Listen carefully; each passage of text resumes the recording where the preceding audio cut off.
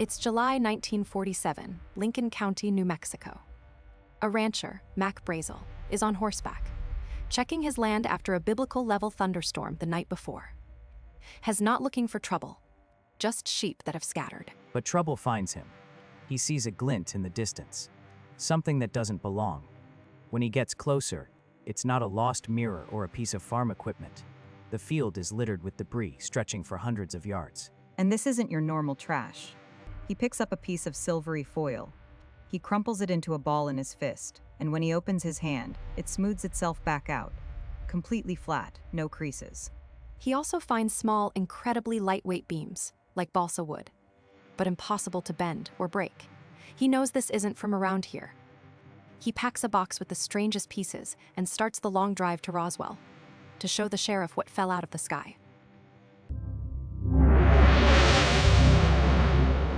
The story goes supernova on July 8, 1947.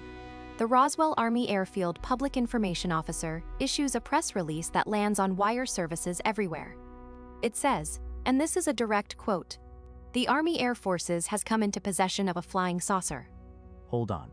Not unidentified debris, not a possible weather device.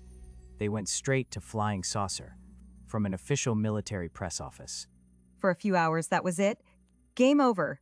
We found one. The biggest headline in human history.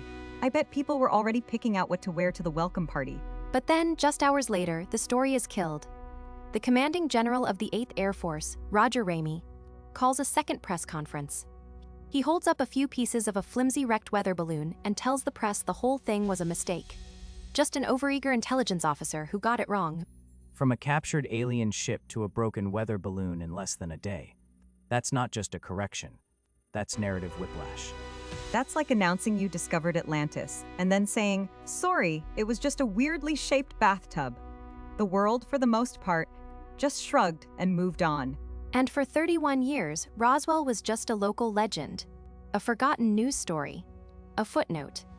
Then, in 1980, two authors, Charles Berlitz and William Moore, publish a book called The Roswell Incident.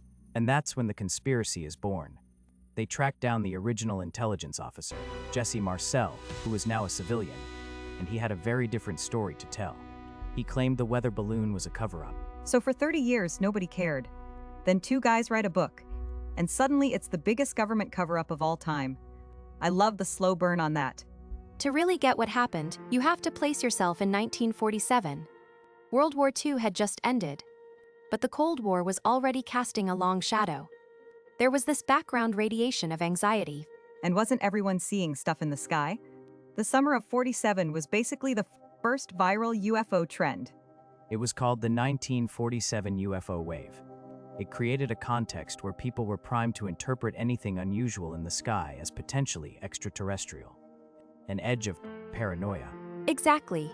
And while the public was looking up, the military was also looking up. But for a very different reason, Project Mogul. This was a deeply classified program using massive high-altitude balloons to try and detect the sound waves from Soviet nuclear tests. So this is one of the most sensitive secrets of the early Cold War. If one of these goes down in a farmer's field, they can't just put out a press release saying, "Please ignore our top-secret atomic spy balloon." Atomic spy balloon. See, that's already way cooler than a weather balloon. They should have just led with that. And these Mogul arrays were complex. They weren't just one balloon. They were long trains of them, carrying listening equipment and, crucially, radar reflectors. And those radar reflectors are key. They were made of metallic, foil-like material stretched over frames to be visible on radar. So basically, a bunch of high-tech kites and tin foil. To a rancher in the middle of nowhere, that would look pretty darn alien. I'd probably think the aliens had a garage sale. Which is exactly what happened. The rancher, Mac Brazel, took some of the debris to Sheriff George Wilcox in Roswell. The sheriff, not knowing what he was looking at, made a call to the nearby Roswell Army Airfield. And they dispatched their base intelligence officer, Major Jesse Marcel, to go out to the ranch and handle the recovery personally. This isn't a job for a low-level private. They sent their chief investigator. And this is the critical moment. It's Major Marcel's assessment, on-site, that leads directly to that explosive flying disc press release. But it's his complete reversal of that story decades later that becomes the engine of this entire conspiracy. The whole thing hinges on what Marcel saw and why his account changed. The entire Believer case starts with the military's own words. Why would the Roswell Army Airfield, a strategic bomber base, issue a press release claiming they had a flying disc? That's the part that's always hung me up. It wasn't a civilian. It wasn't a fringe newspaper. It was the United States military. They're not exactly known for their flights of fancy. It's the worst PR move of all time. We have an alien spaceship. Wait, no, sorry. It's just some party supplies that blew away. You can't put that toothpaste back in the tube. Decades later, Major Jesse Marcel himself became the star witness for the conspiracy. He claimed the debris he saw was absolutely not from this world. He described metallic foil that you could crumple up, and it would unfold itself without any creases. He also mentioned I-beams with strange symbols on them, purplish in color, almost like hieroglyphics. That doesn't sound like a weather balloon. Hieroglyphics. See, if I'm an alien, I'm not using hieroglyphics, I'm using emojis. A skull emoji, a rocket emoji, and a question mark. Universal. Then, in the 1990s, the stories got even darker. A local mortician named Glenn Dennis came forward, claiming that back in 1947 he was urgently contacted by the base hospital. And what did they want? He claimed they asked him about how to preserve bodies that had been exposed to the elements, and inquired about small, child-sized hermetically sealed caskets. He said he was later threatened by military police to keep quiet. That's not funny. That's actually pretty grim. So we went from weird trash to tiny coffins. The official explanation, however, lands squarely on Project Mogul.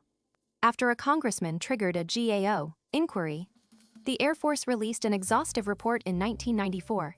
And this report methodically linked the crash to Mogul Flight Number 4, which had launched from a nearby base in June 1947 and was later reported missing. The location, timing, and materials all lined up. So the big alien crash was just the 1940s version of losing your drone in your neighbor's yard.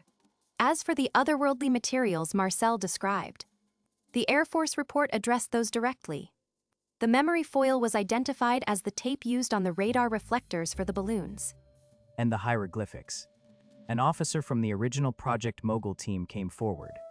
He said the engineering students who assembled the radar targets had used a commercially available tape that had purple, flower-like patterns on it. Flowers? So the alien ship that was going to change the course of human history was held together with gift wrap? Now that is the worst OPSEC I've ever heard. Okay, the flower tape is a pretty good explanation for the hieroglyphics, but that doesn't account for the most sensational claims, the alien bodies. The Air Force had an answer for that too. In a second report published in 1997, they concluded that the memories of bodies were likely a conflation of the 1947 debris with later, unrelated military programs, specifically a series of high-altitude drops involving anthropomorphic test dummies. Wait, crash test dummies? That's their explanation? You didn't see little green men? You just got confused by some big plastic dolls we were throwing out of planes a few years later? And there is the problem, the timing. The main test dummy program the Air Force cited, Project High Dive, didn't start until 1953, 6 years after Roswell. So the official story is, you're misremembering something that hadn't happened yet. That's not just a weak excuse, that's a time-traveling excuse. For believers, this is proof of a clumsy cover-up. For the Air Force, it's an attempt to explain how stories can merge and morph over decades of retelling. So ultimately, that's what it comes down to. The case for aliens rests almost entirely on eyewitness testimony recorded 30 to 40 years after the event. The case against it rests on declassified military records and the known science of the materials involved. All right, let's draw some hard lines. Verdict: something absolutely 100% crashed in Lincoln County in the summer of 1947. That is not up for debate. Confirmed. A rancher found a field of debris, and the military came to clean it up. Fact. Verdict: the U.S. Army Air Forces issued an official press release claiming they had recovered a flying disc. This is a documented, historical fact, and it's the entire reason we're still talking about this. That's the hook. Without that one press release, this is just a story about a farmer who found some weird garbage.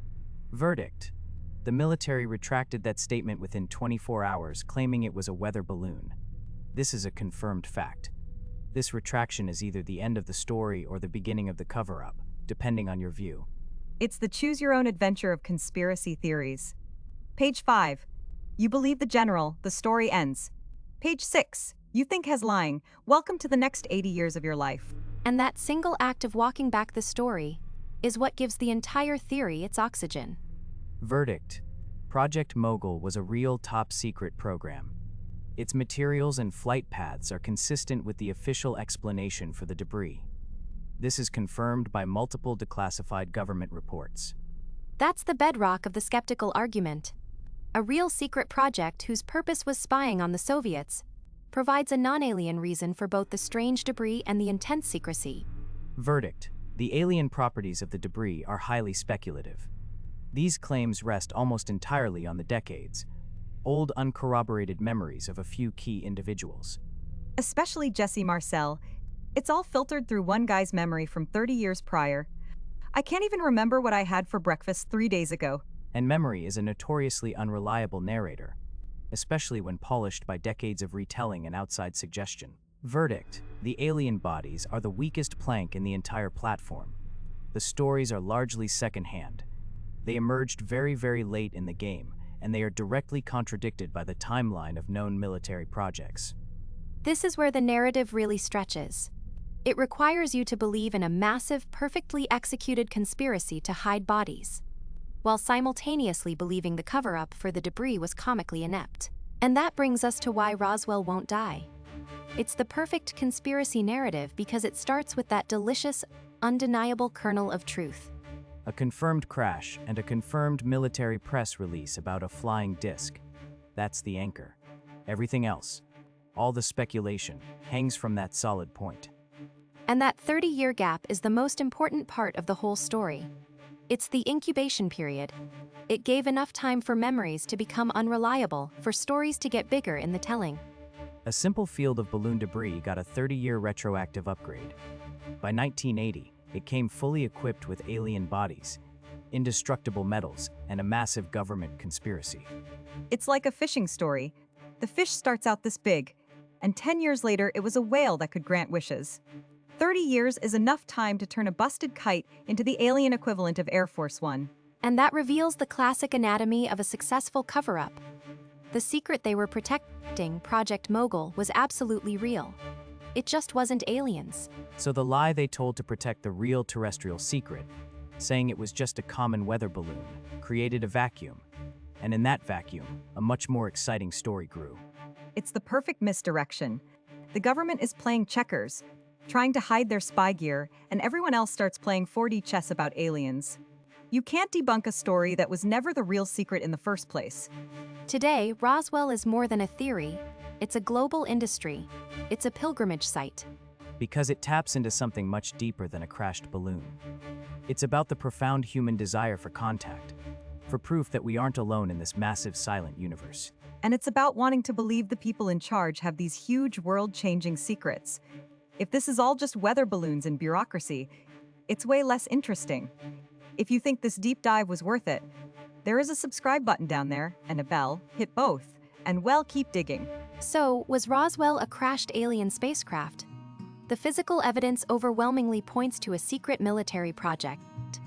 Mundane, but true. But the story the world built around that mundane event, the myth of Roswell, has become infinitely more powerful and culturally significant than any high-altitude balloon could ever be. In the end, the aliens didn't need to land. We built the monument for them anyway. Next week, we're going after the Dyatlov Pass, 9 hikers dead in the Russian mountains, the tent cut open from the inside, and a report the Soviets classified for 30 years. Don't miss it. Thanks for watching Conspiracy Examined. Stay weird.